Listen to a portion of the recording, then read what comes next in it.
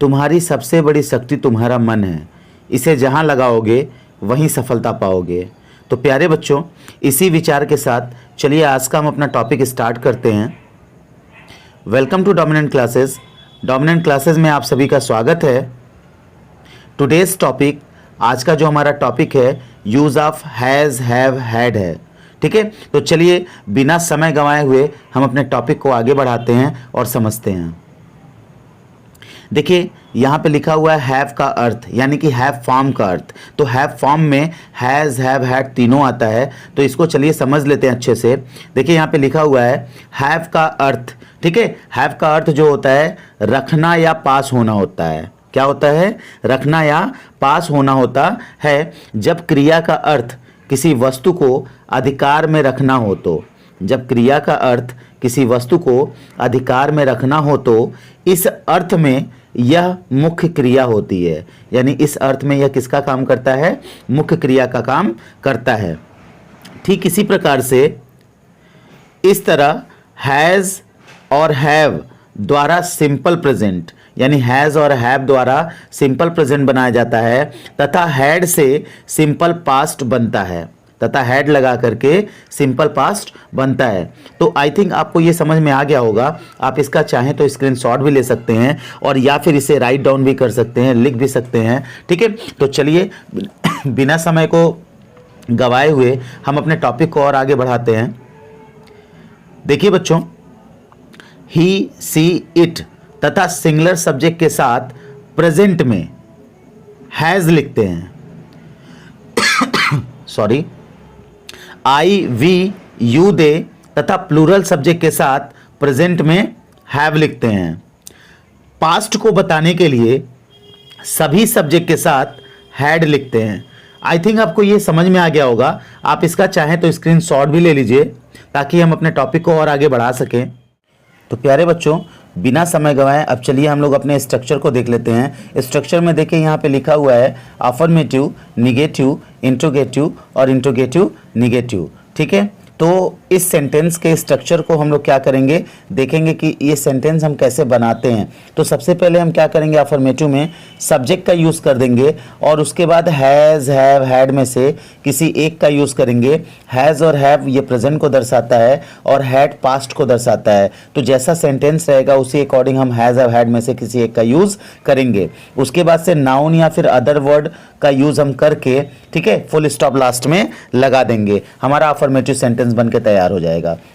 वहीं पे अगर हम निगेटिव की बात करें तो सबसे पहले हम सब्जेक्ट का यूज़ करेंगे, फिर उसके बाद हैज़, हैव, हैड में से किसी एक का यूज़ करेंगे और फिर उसके बाद नो या नॉट में से किसी एक का यूज़ करेंगे, फिर नाउन या फिर अदर वर्ड का यूज़ करके लास्ट में फुल स्टॉप लगा देंगे। तो प्यारे बच्चों, इसमें जो नो और नॉट है इसका यूज़ मैं सेंटेंस के माध्यम से आपको बता दूंगा कि नो का यूज़ कब करते हैं और नॉट का यूज़ कब करते हैं। ठीक है, उसके बाद से इंट्रोगेटिव का स्ट्रक्चर देखिए यहाँ पे सबसे पहले हैज़, हैव, हैड में से किसी एक का यूज़ कर देंगे, फिर उसके बाद सब्जेक्ट का यूज कर देंगे, उसके बाद नाउन या फिर अदर वर्ड का यूज करके हम लास्ट में क्वेश्चन मार्क का यूज कर देंगे। आई थिंक आपको क्लियर हो रहा होगा। और लास्ट में हमारा जो है इंट्रोगेटिव निगेटिव है। ठीक है, इसका यूज जो हम करते हैं सबसे पहले हैज़, हैव, हैड में से हम किसी एक का यूज़ करेंगे, देन उसके बाद से सब्जेक्ट का यूज़ करेंगे और फिर नो और नॉट में से किसी एक का यूज़ करेंगे, फिर उसके बाद से नाउन या फिर अदर वर्ड लिख करके हम क्या करेंगे, लास्ट में क्वेश्चन मार्क का यूज़ कर देंगे। आई थिंक आपको ये समझ में आ गया होगा। तो प्यारे बच्चों, आप इस स्ट्रक्चर का स्क्रीनशॉट ले लीजिए या फिर अपनी कॉपी में इसे नोट कर लीजिए, क्योंकि बहुत कमाल के स्ट्रक्चर हैं ये और इनका यूज़ अगर आप करना सीख गए तो कोई भी सेंटेंस आप बना सकते हैं। ठीक है, यानी हिंदी से इंग्लिश आप आसानी से बना सकते हैं। तो चलिए अब अपने अगले टॉपिक की तरफ चलते हैं। डियर स्टूडेंट्स, अब हम लोग देखेंगे examples of affirmative. Examples of affirmative देखेंगे। इसमें देखिए सबसे पहला जो हमारा क्वेश्चन है वो क्या है, उसके पास 3 दावतें, दावतें यहाँ पे बेटा गलती से लिख दिया गया है, ठीक है, प्रिंट हो गया है। आप यहाँ पे इसको दवाते करेंगे, ठीक है। दवाते का मतलब क्या होता है, इंक पॉट्स, क्या होता है, इंक पॉट्स। तो इसको आप करेक्ट कर लीजिएगा, ठीक है। चलिए हम सेंटेंस को फिर से करेक्ट करके आपको समझाते हैं। उसके पास 3 दवाते हैं, उसके पास 3 दवाते हैं। तो यहाँ पे देखिए उसके का सेंस हम यहाँ पे ही से लिए हैं और ही सिंगुलर में आता है, इसीलिए प्रेजेंट में है। तो यहाँ पे हम क्या लगा दिए हैं, हैज लगा दिए हैं। और क्या है, उसके पास 3 दवाते हैं। तो 3 दवाते को इंग्लिश में बोलेंगे 3 इंक पॉट्स, 3 इंक पॉट्स। और लास्ट में देखिए फुल स्टॉप का यूज कर दिया गया है। तो आप इसको टैली कर लीजिएगा, स्ट्रक्चर जो मैंने अभी आपको समझाया उसी के अकॉर्डिंग इसको बनाया गया है। उसके पास 3 दवाते हैं, ही हैज 3 इंक पॉट्स। तो आई थिंक आपको समझ में आ गया होगा। दूसरा सेंटेंस देखिए, हमारे पास 3 कलमे हैं, हमारे पास 3 कलमे हैं। तो हमारे के लिए हम यहाँ पे क्या लिखेंगे, वी लिखेंगे। और वी प्लूरल में आता है, तो प्रेजेंट में अगर हमें लिखना है तो वी के साथ में क्या लगाएंगे, हैव का यूज करेंगे। और 3 कलमे यानी कि 3 पेन्स, और लास्ट में देखिए फुल स्टॉप लगा हुआ है, यानी हमारे पास 3 कलमे हैं, वी हैव 3 पेन्स, ठीक है। आई थिंक आपको समझ में आ रहा होगा, ठीक है। मोहन के पास 2 कारें थी यानी कि पास्ट बता रहा है, पास्ट बता रहा है तो हैड लगेगा। तो किसके पास था, मोहन के पास था। तो सब्जेक्ट में देखिए सबसे पहले क्या लिखा, मोहन लिखा, और उसके बाद से किसका यूज किया है, हैड का यूज किया है। और क्या थी मोहन के पास, 2 कारें। तो यहां पे देखिए 2 कार्स, और लास्ट में फुल स्टॉप का यूज किया गया है, यानी मोहन के पास 2 कारें थी, मोहन हैड 2 कार्स, ठीक है। आई थिंक ये भी आपको समझ में आया होगा। अगला सेंटेंस देखिए, उनके पास कई समाचार पत्र हैं। उनके पास यानी कि वहां पे प्लूरल में लेके जा रहा है, तो प्लूरल के लिए प्रेजेंट में हम क्या करते हैं, दे का यूज करते हैं। तो सब्जेक्ट के रूप में देखिए यहाँ पे क्या लिखा है, दे लिखा है, और दे के साथ में प्रेजेंट में क्या लगता है, हैव लगता है। तो यहाँ पे हैव का यूज कर दिया। और कई समाचार पत्र हैं, कई के लिए यहाँ पे मेनी का यूज किया गया है, समाचार पत्र के लिए न्यूज़पेपर का यूज किया गया है। तो इंग्लिश हो जाएगी इसकी, ठीक है, दे हैव मेनी न्यूज़पेपर्स, और लास्ट में फुल स्टॉप लग गया है, ठीक है। यानी कि उनके पास कई समाचार पत्र हैं, they have many newspapers. I think ये आपको समझ में आ गया होगा, ठीक है। लास्ट सेंटेंस देखते हैं। देखिए यहाँ पे लिखा हुआ है, मैं 5 चाकू रखता था, यानी पास्ट बता रहा है, या फिर मेरे पास 5 चाकू थे, ठीक है। दोनों का सेंस मतलब कि उस व्यक्ति के पास में क्या था, 5 चाकू था, ठीक है, यही दर्शा रहा है। तो ऐसे में दोनों तरह से अगर सेंटेंस आपको पूछ लिया जाए किसी भी तरीके से दोनों में से, तो आप क्या लिखेंगे, आई हैड 5 नाइफ्स, ठीक है। जो नाइफ होता है, नाइफ का प्लूरल जो होता है वो नाइफ्स होता है, और यहाँ पे था और थे था, इसीलिए यहाँ पे हैड लगा है, ठीक है। तो I had 5 knifes. I think आपको ये समझ में आ गया होगा पूर्ण रूप से। आप इसका स्क्रीनशॉट भी ले लीजिए, या आप इसको क्या कर लीजिए, अपनी कॉपी में नोट कर लीजिए। तो चलिए अब हम एग्जाम्पल्स ऑफ निगेटिव समझ लेते हैं, ठीक है। निगेटिव में सबसे पहले मैं आपको बता दूं कि नो और नॉट में अंतर क्या होता है। तो प्यारे बच्चों, अगर हम नो की बात करते हैं तो नो जो होता है वो नंबर को नहीं दर्शाता है, जबकि नॉट जो होता है वो नंबर को दर्शाता है, ठीक है। जब नंबर की बात करेंगे तो नॉट का यूज़ करेंगे, और जब नंबर की बात नहीं करेंगे तो नो का यूज़ करेंगे। आई थिंक आपको समझ में आ गया होगा। अब चलिए सेंटेंस के माध्यम से हम इसको क्लियर भी कर लेंगे, ठीक है। सबसे पहला सेंटेंस है, इस सिपाही के पास शस्त्र नहीं है। इस सिपाही यानी कि दिस सोल्जर, यानी कि सिंगुलर में जा रहा है, और है तो यानी कि यहाँ पे क्या लगेगा, हैज लगेगा, ठीक है। तो आंसर देखिएगा, इस सिपाही के पास शस्त्र नहीं है, this soldier has no weapon, this soldier has no weapon, ठीक है। अकॉर्डिंग टू द स्ट्रक्चर इस सेंटेंस को बनाया गया है। आप चाहे तो इस स्ट्रक्चर को, ठीक है, सेंटेंस के अकॉर्डिंग आप क्या कर सकते हैं, टैली कर सकते हैं, आपको आंसर परफेक्ट मिलेगा, ठीक है। तो इस सिपाही के पास शस्त्र नहीं है, this soldier has no weapon. दूसरा सेंटेंस है, उस भिखारी के पास एक भी थैला नहीं है, ठीक है। उस भिखारी यानी दैट बेगर, ठीक है। और क्या नहीं है, थैला नहीं है ना, तो दैट बेगर यानी कि सिंगुलर में जा रहा है, तो वहां पे हम इसके साथ में हैज का यूज कर दिए हैं। और एक भी थैला नहीं है, ठीक है, एक भी थैला का मतलब कुछ भी नहीं है, तो वहां पे देखिए नो का यूज कर दिया है। और क्या नहीं है, बैग नहीं है, ठीक है, बैग का मतलब थैला, तो that beggar has no bag. I think आपको समझ में ये भी आ गया होगा, ठीक है। नंबर नेक्स्ट देखिए क्या है, मेरे पास कई कोट नहीं है, मेरे पास कई कोट नहीं है। कई के लिए यहाँ पे देखिए मेनी का यूज़ किया गया है। मेनी जो होता है वो नंबर में आता है, इसलिए यहाँ पे देखिए नॉट का यूज़ किया गया है। ठीक है, तो हम आंसर आपको समझाते हैं। मेरे पास कई कोट नहीं है। ठीक है, तो मेरे पास, मेरे का सेंस यहाँ पे आई से है। ठीक है, और आई के साथ में आपको पता है प्रेजेंट में हम किसका यूज़ करते हैं, हैव का यूज़ करते हैं। तो आई हैव। ठीक है, और यहाँ मेनी लिखने से पहले हम क्या करेंगे, नॉट का यूज़ लिख दिए हैं। ठीक है, अब उसके बाद से हम क्या करेंगे, मेनी कोट्स, यानी मेनी कोट्स को हम लिख देंगे, यानी कि कई कोट। ठीक है, तो I have not many quotes, यानी मेरे पास कई कोट नहीं है। ठीक है, आपको ये भी समझ में आ गया होगा, तो आप इसको भी नोट कर लीजिएगा। अब लास्ट हमारा सेंटेंस क्या कह रहा है, उसके पास 4 किताबें नहीं थी। उसके पास 4 किताबें नहीं थी यानी कि पास्ट में जा रहा है तो हैड का यूज होगा, और उसके यानी कि सिंगुलर में है। ठीक है, तो उसके के लिए हम यहाँ पे क्या लिखे हैं, ही का यूज किए हैं। तो ही के साथ में हम क्या लगाए हैं, हैड लगाए हैं। उसके पास 4 किताबें नहीं थी, ही हैड नॉट 4 बुक्स। यहाँ पे देखिए 4 नंबर में आता है, इसलिए यहाँ पे नॉट का यूज किया गया है। ठीक है, तो he had not 4 books. I think आपको ये भी समझ में आ गया होगा। आप इसका भी स्क्रीनशॉट ले लीजिए, फिर हम क्या करेंगे, इंट्रोगेटिव सेंटेंस को समझेंगे। तो देखिए बच्चों, अब हम एग्जाम्पल्स ऑफ इंट्रोगेटिव को समझेंगे। और एग्जाम्पल्स ऑफ इंट्रोगेटिव में, ठीक है, स्ट्रक्चर मैंने आपको पहले दे दिया था। ठीक है, यहाँ पे हम क्या करेंगे, जो हैज़, हैव, हैड जो था वो सब्जेक्ट के बाद लगाते थे, उसको क्या करेंगे, सब्जेक्ट से पहले लिख देंगे और लास्ट में क्वेश्चन मार्क लगा देंगे, हमारा इंट्रोगेटिव बन जाएगा। तो चलिए इसको समझते हैं।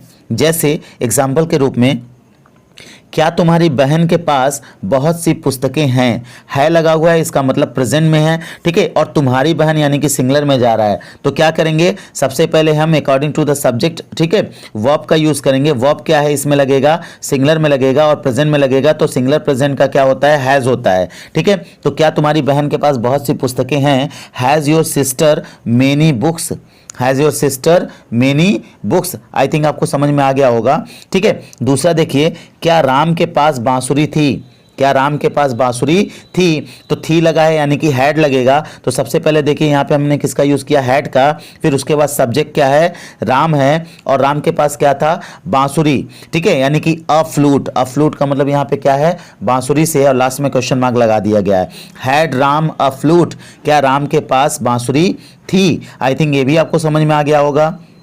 अगला सेंटेंस है, क्या रेखा के पास एक कलम है यानी कि प्रेजेंट में है। ठीक है, तो यहाँ रेखा सिंगुलर में है, इसलिए यहाँ पे हैज़ का यूज होगा। क्या रेखा के पास एक कलम है, तो यहाँ देखिए सबसे पहले हैज़ लगा दिया, देन उसके बाद से रेखा लिख दिया, और उसके बाद से क्या, रेखा के पास एक कलम है ना, तो अ पेन यहाँ पे लगा करके क्वेश्चन मार्क लिख दिया है। ठीक है, तो यहाँ पे देखिए has Rekha a pen, has Rekha a pen का मतलब क्या, रेखा के पास एक कलम है। ठीक है, आपको ये भी समझ में आ गया होगा।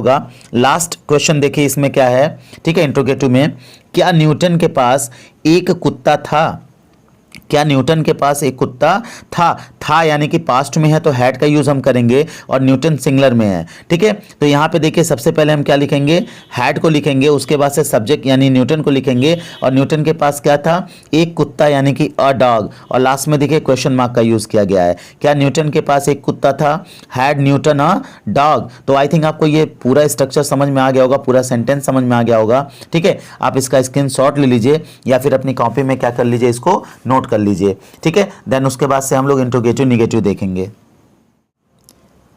तो प्यारे बच्चों, अब हम लोग एग्जाम्पल्स ऑफ इंट्रोगेटिव निगेटिव देखेंगे और इसको सीखेंगे बहुत ही अच्छी तरीके से। स्ट्रक्चर जैसा कि मैं पहले ही दे दिया हूं आपको। ठीक है, तो चलिए सेंटेंस को सॉल्व करना सीख लेते हैं। देखिए पहला सेंटेंस है, क्या मेरे पास एक काला कोट नहीं है। यहाँ पे देखिए क्या का भी यूज़ किया गया है और नहीं का भी यूज़ किया गया है। ठीक है, तो यहाँ पे इंट्रोगेटिव निगेटिव बना रहा है सेंटेंस। तो इसको सॉल्व करके देखते हैं।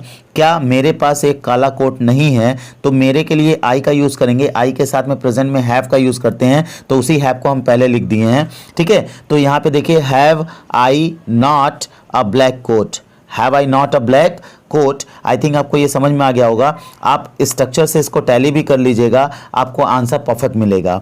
ठीक है, दूसरा सेंटेंस है, क्या चोर के पास सोने की जंजीर नहीं थी, क्या चोर के पास सोने की जंजीर नहीं थी। यहाँ पे थी का यूज किया गया है, इसका मतलब यहाँ पे क्या होगा, हैड का यूज होगा। ठीक है, तो हम सबसे पहले क्या लिखेंगे, हैड को लिखेंगे, और यहाँ पे सब्जेक्ट के रूप में चोर है, तो यहाँ द थिफ का यूज करेंगे, और उसके बाद से क्या है, उसके पास सोने की जंजीर नहीं थी ना, तो नहीं के लिए यहाँ पे नॉट का यूज करेंगे, और क्या नहीं थी, सोने की जंजीर।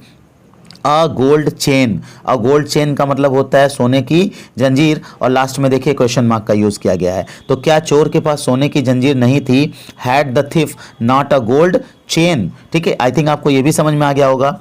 अब देखिए अगला सेंटेंस, क्या उन सिपाहियों के पास बंदूक नहीं थी?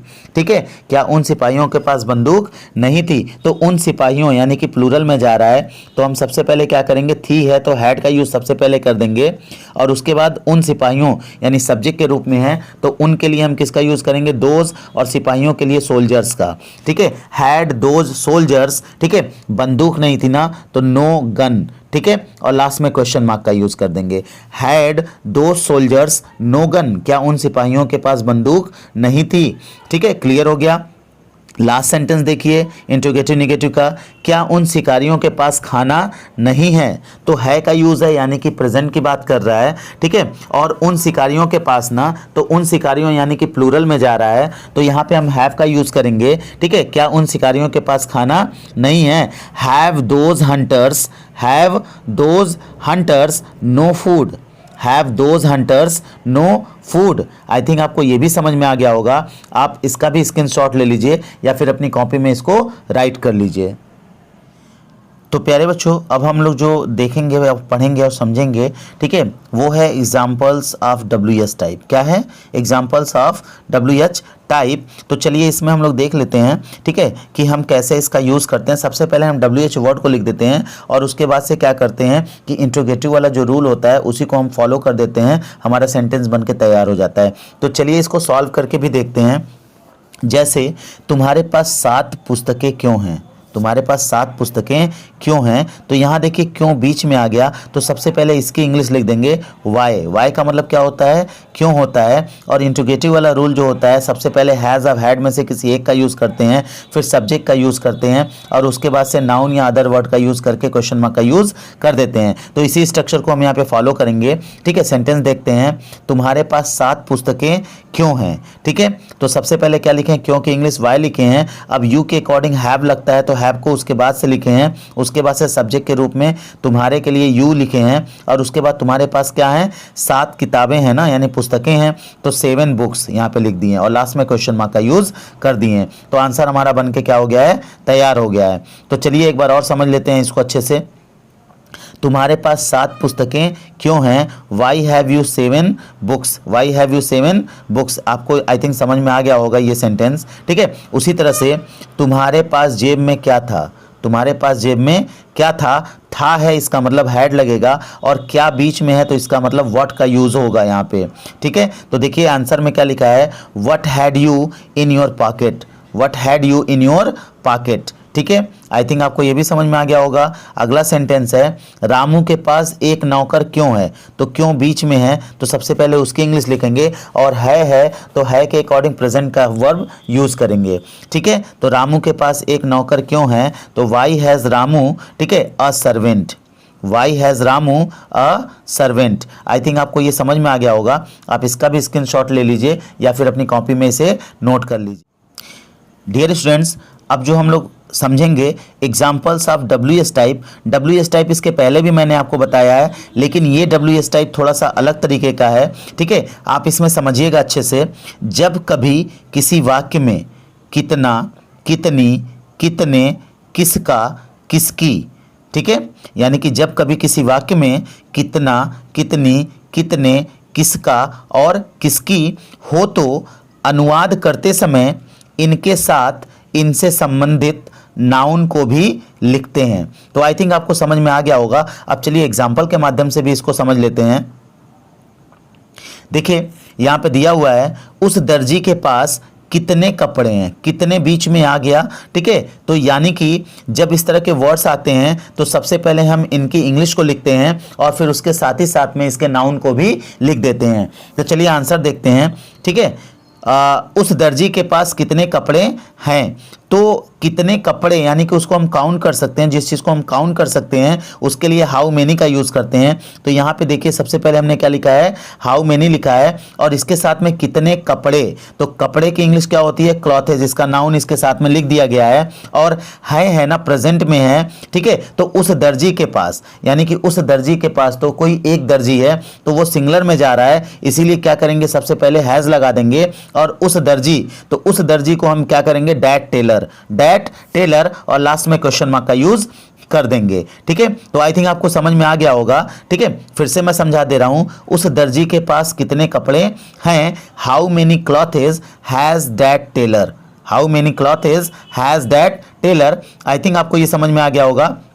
अब अगला सेंटेंस देख लेते हैं क्या है, सरला के पास किसका कंबल था। किसका की जो इंग्लिश होती है जब हम पर्सन के लिए यूज करते हैं तो हुज के साथ में प्रेजेंट करते हैं। तो यहां देखिए सरला के पास किसका कंबल था, किसका WH वर्ड है, ठीक है, और था यानी कि पास्ट को बता रहा है। तो ऐसे में हम क्या करेंगे, ठीक है, सेंटेंस को बनाने के लिए सबसे पहले हुज का यूज कर देंगे, उसके बाद से इसके साथ में इसका नाउन यानी कि कंबल का यूज कर देंगे। कंबल को इंग्लिश में कहते हैं ब्लैंकेट, और था के लिए हम यहाँ पे हैड का यूज कर देंगे। और किसके पास था, सरला के पास, तो यहाँ पे हम क्या करेंगे, सरला लिख देंगे, ठीक है। अब आंसर को समझ लीजिएगा, सरला के पास किसका कंबल था, ठीक है, तो हुज ब्लैंकेट हैड सरला, ठीक है, और लास्ट में क्वेश्चन मार्क लगा देंगे, whose blanket had Sarla. I think आपको यह भी समझ में आ गया होगा, ठीक है। आइए कुछ और एग्जांपल को देख लेते हैं। देखिए यहां पे जो सेंटेंस है, सीता के पास कितने लैंप थे, सीता के पास कितने लैंप थे, फिर यहां पे देखिए कितने आ गया, ठीक है, और इसके साथ में क्या लगा हुआ है, लैंप लगा हुआ है, ठीक है, इसका नाउन है। तो ऐसे में हम क्या करेंगे, कितने लैंप यानी कि उसको हम गिन सकते हैं, तो गिनने के लिए हाउ मेनी का यूज करते हैं। तो आंसर में देखिएगा, how many lamps had Sita, how many lamps had Sita, ठीक है, ये भी आपको समझ में आ गया होगा। अगला सेंटेंस है, ग्वाला के पास कितना दूध था, ग्वाला के पास कितना दूध था, तो था लगा हुआ है यानी कि हम यहाँ पे हैड का यूज करेंगे, और दूध है ना, तो दूध के लिए हम किसका यूज करेंगे, हाउ मच का यूज करेंगे, ठीक है। तो यहाँ पे देखिए, how much milk had milkman, how much milk had milkman, और लास्ट में क्वेश्चन मार्क। आई थिंक ये भी आपको समझ में आ गया। अब अगला सेंटेंस देखिए, मेरे भाई के पास कितने पैसे हैं, मेरे भाई के पास कितने पैसे हैं। तो पैसे को जब हम काउंट करने की बात करते हैं या कितने की बात करते हैं तो वहां पे क्या होता है, हाउ मच का यूज होता है। किसका यूज होता है, हाउ मच का यूज होता है। तो यहाँ पे देखिए जो हमारा आंसर बना हुआ है, how much money has my brother, how much money has my brother, और लास्ट में क्वेश्चन मार्क का यूज कर देंगे, ठीक है। तो यहाँ पे देखिए आंसर को फिर से कह रहा है कि मेरे भाई के पास कितने पैसे हैं, how much money has my brother. I think आपको ये भी समझ में आ गया होगा, ठीक है। तो अब आगे बढ़ते हैं और देखते हैं अपने सेंटेंस को। प्यारे बच्चों, अब जो सेंटेंस है वो तो खत्म हो गया है, ठीक है। अगर आपको ये वीडियो पसंद आया हो तो please like, share and subscribe जरूर करें। और अगर आपको कोई परेशानी है, कोई दिक्कत है, कोई भी सेंटेंस ना समझ में आया हो तो ये मेरा व्हाट्सएप नंबर दिया हुआ है, आप इस पे मैसेज कर सकते हैं, और साथ ही साथ में आप इस पे अपने क्वेश्चन का आंसर भी पा सकते हैं यानी कि ले सकते हैं, ठीक है। तो जल्दी से आप मुझे लाइक कर दीजिए, सब्सक्राइब कर दीजिए और शेयर कर दीजिए। साथ ही साथ में मेरे नंबर को भी आप नोट कर लीजिए, और जब भी आपको कहीं पे कोई डाउट होती है तो आप मुझे मैसेज करके उसका आंसर पूछ सकते हैं, ठीक है। Thank you.